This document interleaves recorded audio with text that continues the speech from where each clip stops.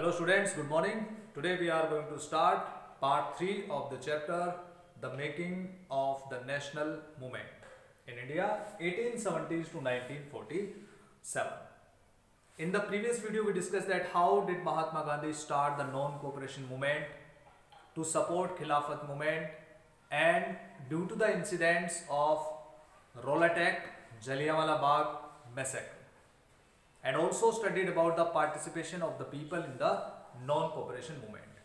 In this video, we will study about happenings of 1922 to 1929. The main happenings are, first of all, Chauri Chora incident. The first is Chauri Chora incident. Next one we'll study about Swaraj Party. Then we'll discuss about Simon Commission, and finally Lahore Congress session. Clear? So about these incidents we'll study. First, Chauri Chora incident. What was the Chauri Chora incident? Mahatma Gandhi led the movement non-cooperation movement. In this movement, Mahatma Gandhi declared that it would be completely non-violent movement. Means non-violence must be followed in this movement. But on 5 February 1922 at Chauri Chora, the village in Gorakhpur district, an incident took place where 22 policemen were burnt alive, where the angry crowd set up the fire in the police station, and this police station was burned, in which 22 policemen were burnt alive. So this was very big incident, violent incident. When Mahatma Gandhi came to know about this incident, he became very sad and upset, and then he called off the movement. So Mahatma Gandhi called off the movement in February 1922 due to the Chauri Chora incident. So this was the major incident, because due to this incident Mahatma Gandhi called off the non-cooperation movement. You have to remember, dear students. The incident took place on 5 February 1922. After that, when Mahatma Gandhi called off the non-cooperation movement, some leaders were not happy with this decision. They thought that the British government wanted to take very important decision under the pressure of the non-cooperation movement, but immediately and suddenly Mahatma Gandhi called off the movement. So they were not happy with this decision.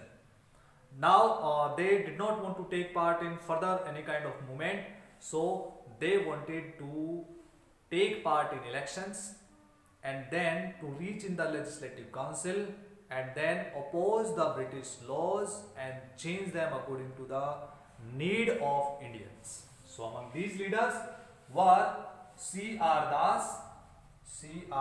Das and Motilal Nehru. So these people founded the Swaraj Party in January 1923. So in January 1923, Swaraj Party was established with the aim. What was the aim of this party? The aim of this party was to take part in the elections of Legislative Council, reach in the councils, and then oppose the laws of the British. Clear? So this was about Swaraj Party and Chauri Chora incident. After that, Simon Commission. Simon Commission was appointed in Britain in 1927.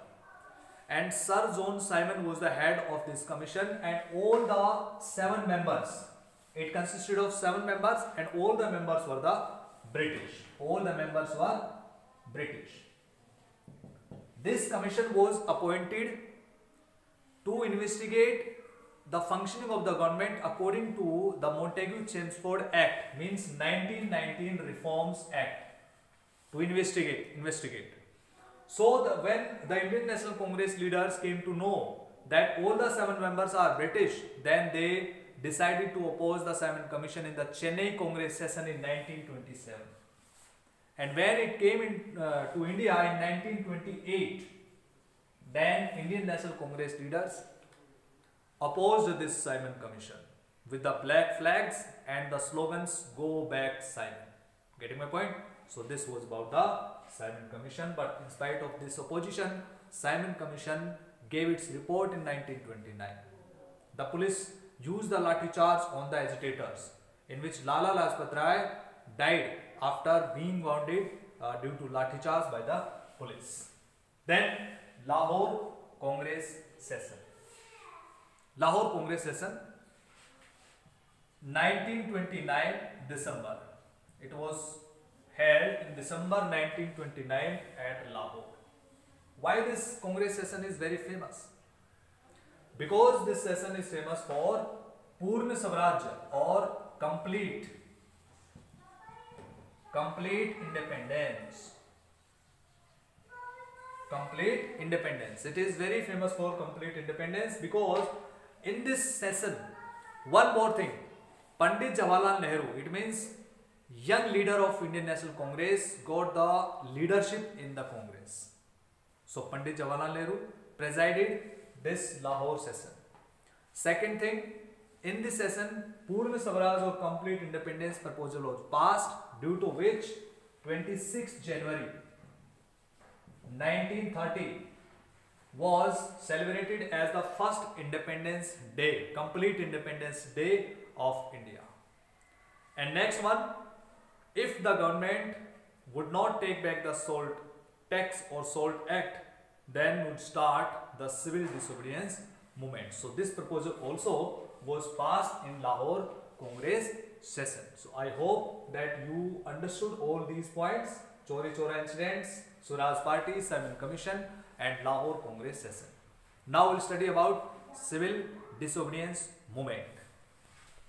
So dear students, now we'll study about civil disobedience movement. It means CDM. It was also led by Mahatma Gandhi. In the previous video we discussed about non-cooperation movement started by Mahatma Gandhi, and here civil disobedience movement, it was also started by Mahatma Gandhi. Clear?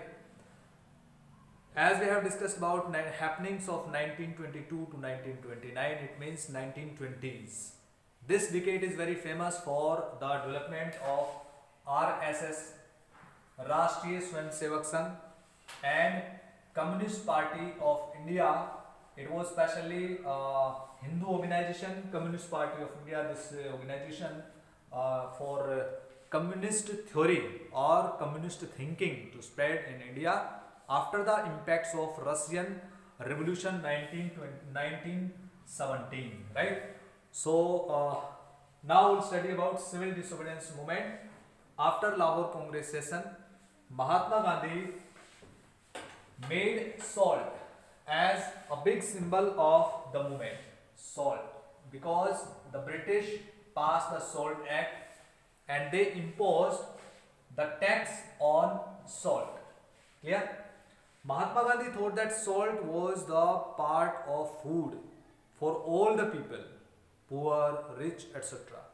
So this means the right on salt was of all the people.